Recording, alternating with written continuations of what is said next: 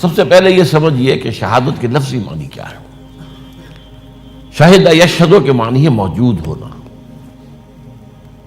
شاہد وہ ہے جو موجود ہے۔ آپ کو معلوم ہے جو نماز جنازہ کی دعا ہم پڑھتے ہیں، اللہم اغفر لحینا و میتنا و شاہدنا و غائبنا و صغیرنا و کبیرنا، اے اللہ بخش دے ہم میں سے ان کو بھی جو موجود ہیں اور ان کو بھی جو موجود نہیں ہے، جو بھی جو بڑے ہیں وہ بھی جو چھوٹے ہیں، وہ بھی جو زندہ ہے وہ بھی جو فوت ہو گئے۔ تو شاہد کے معنی ہے موجود ہونا۔ شاہد یشہد موجودگی، یہ ہے اصل سینس، اصل بنیاد۔ البتہ یہاں سے اٹھ کر یہ لفظ دو مزید معنی میں استعمال ہوتا ہے۔ پہلا مفہوم ہے گواہی۔ اب اس کا تعلق کیا ہے؟ اصل گواہی اسی کی ہوتی ہے جو وقوع پر موجود ہو، جس کو ہم کہتے ہیں عینی شاہد، جس نے کہ خود اپنی آنکھوں سے مشاہدہ کیا ہو کہ کیا واقعہ ہوا، کیسے ہوا، حادثہ ہوا تھا تو کیسے ہوا تھا، کسی نے قتل کیا تھا تو کیسے کیا تھا۔ تو شاہد کے معنی گواہ اور شہادت گواہی۔ اور دوسرے یہ کہ شاہد کے معنی پیدا ہوئے مددگار۔ مدد وہی کر سکتا ہے جو موجود ہو۔ لاکھ آپ کا چاہنے والا ہے، آپ سے محبت کرتا ہے، آپ پر جان نثار کر سکتا ہے، لیکن موجود ہی نہیں ہے تو کیا کرے گا؟ تو موجودگی ہی کے ساتھ جو ہے وہ مدد اور موجودگی ہی کے بنیاد پر گواہی ہے۔ یہ دو اضافی مفہوم ہیں جو اس لفظ میں آئے ہیں لغوی مفہوم سے اوپر اٹھ کر۔ چنانچہ بہت سے حضرات کو آیت یاد بھی ہوگی، سورہ بقرہ کے 30ویں رکوع ہی میں کہا گیا ہے وَإِن كُنتُمْ فِي رَيْبٍ مِّمَّا نَزَّلْنَا عَلَىٰ عَبْدِنَا فَأْتُوا بِسُورَةٍ مِّن مِّثْلِهِ وَادْعُوا شُهَدَاءَكُم مِّن دُونِ اللَّهِ إِن كُنتُمْ صَادِقِينَ۔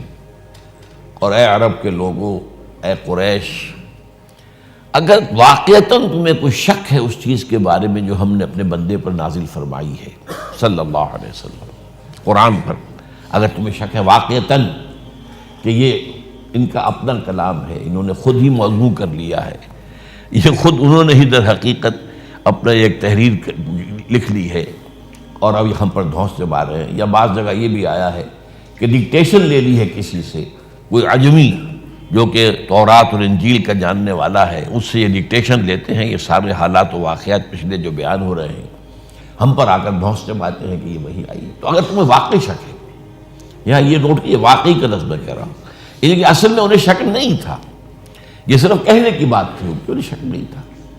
وَإِن كُنتُمْ فِي رَيْبٍ، اگر تم واقعتاً شک میں ہو، مِّمَّا نَزَّلْنَا عَلَىٰ عَبْدِنَا فَأْتُوا بِسُورَةٍ مِّن مِّثْلِهِ، تو اس جیسی ایک صورت تم بھی بنا لاؤ۔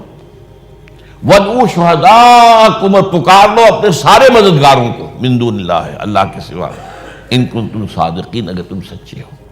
تو یہاں مددگار کے معنی میں آیا ہے۔ اسی مفہوم میں لفظ آیا ہے یہ سورہ فتح کے آخر میں، هو الذی ارسل رسولہ بالہدی ودین الحق لیظہرہ علی الدین کلہ وکفی باللہ شہیدا۔ وہی اللہ جس نے بھیجا ہے اپنے رسول کو دین حق دے کر اور کتاب دے کر، اپنی قرآن مجید دے کر، الہدیٰ دے کر، تاکہ غالب کریں اس دین کو تمام ادیان پر، اور کافی ہے اللہ بطور مددگار، اللہ کی مدد کے علاوہ اور کسی کی مدد کی انہیں ضرورت نہیں۔ تو شہد شاہدن، اور پھر اس سے شاہد لفظ بنا، اس کے معنی موجودگی، شاہد موجود، اور شہدہ گواہی دی، شہدہ مدد کی، یہ تینوں معنی۔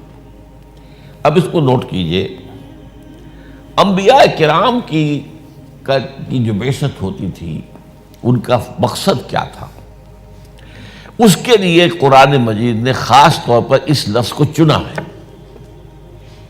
یہ لفظ جو ہے کار رسالت کی ادائیگی کے ضمن میں، یہ بنیادی اصطلاح ہے قرآن مجید کی، شہادت۔ کیوں؟